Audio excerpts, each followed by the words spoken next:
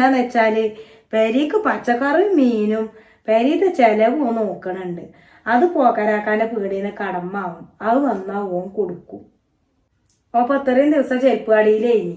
ഇപ്പൊ കഴിഞ്ഞ മാസം ഇപ്പൊ ഓന് നമ്മളാ അസീസിന്റെ ചെറുക്കനും ഓനെ നവാസം ഉണ്ടല്ലോ, ഓൻ ഇപ്പൊ കമ്പനിക്ക് കൊണ്ടുപോയിക്കണോനെ.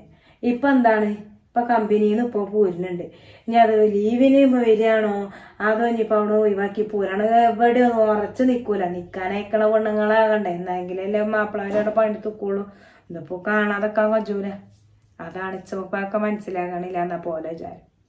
അതിപ്പോ നിങ്ങളെ കാര്യാക്കണ്ട. ഇപ്പൊ എന്റെ ഏട്ടത്തിന്റെ മരിയോളാക്കണേ, അതിന് പഠിച്ചാൻ പോകാൻ ഭയങ്കര പൂതിയേനി. എന്നിട്ടിപ്പോ അത് പഠിച്ചാൻ പോയി.